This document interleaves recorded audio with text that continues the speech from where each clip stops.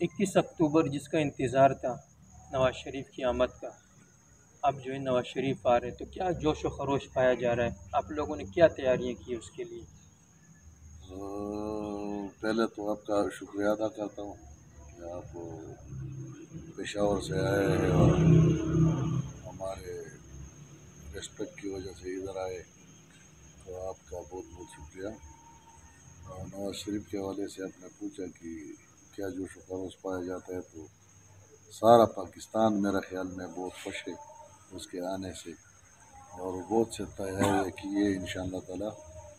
کم سے کم 10 لاکھ لوگ انشاءاللہ وہاں پہ جائیں گے اور وہ جلسہ جو ہے اس میں شرکت کریں گے۔ میرا خیال میں کراچی سے، کوئٹہ سے اور سارے پاکستان سے، گلگت پاکستان سے، ساروں سے کافی لوگ نکل رہے ہیں اور وہاں پہ جا رہے ہیں۔ انشاءاللہ بہت جوش خروش آنے والا ہے، اور انشاءاللہ اس کا پاکستان کے لیے مستقبل اچھا ہوگا، کیونکہ پہلے سے پاکستان جو تھا وہ عمران خان لایا تھا سازش کے تحت، اور پاکستان کا بیڑا اس نے غرق بھی کیا ہے، اور آئندہ اگر وہ رہتا تو پاکستان کا وجود میرے خیال میں سالمیت کو بہت نقصان تھا۔ تو اس وجہ سے اس کا تو اللہ تعالیٰ نے کرم کیا کہ پاکستان غرق نہیں ہوا، مگر بیڑا غرق کیا اس کا، کیونکہ ان دنوں میں جتنا مہنگائی ہے اور غریب لوگوں کو بہت تکلیف ہے، سارے لوگوں کو ہے۔ پی ڈی ایم نے اپنے سر پہ یہ بیڑا اٹھایا اور اپنے سیاست داؤ پہ لگا کے، مگر پاکستان بچانے میں اس کا کردار ہے کہ وہ بچ گئے۔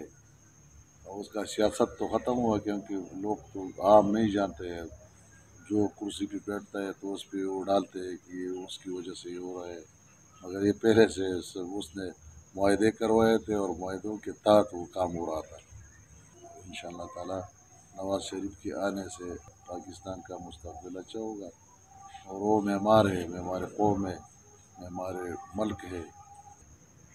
آپ پہ یہ اعتراض بھی کیا جا رہا ہے کہ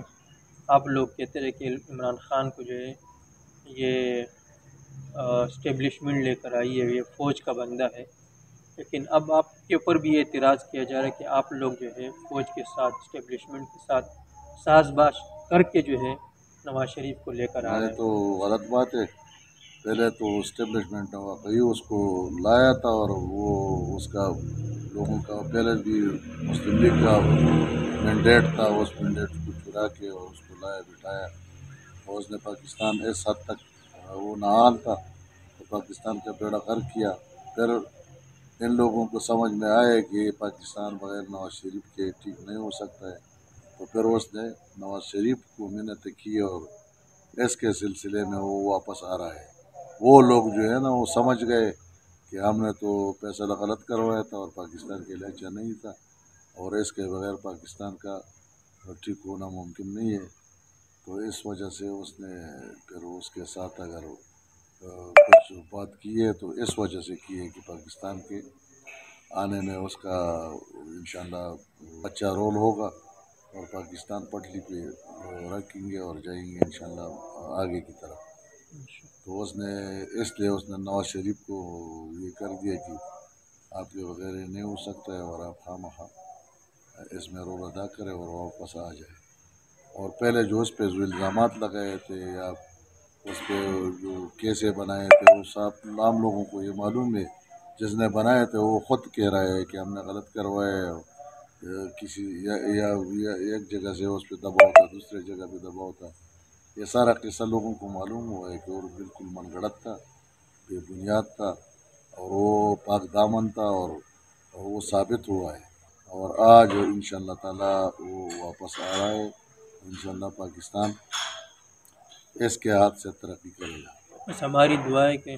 اللہ جو ہے اس کو جو ہے ترقی کی راہ پہ گامزن کرے۔ بہت شکریہ، آپ نے وقت دیا، جزاک اللہ خیر۔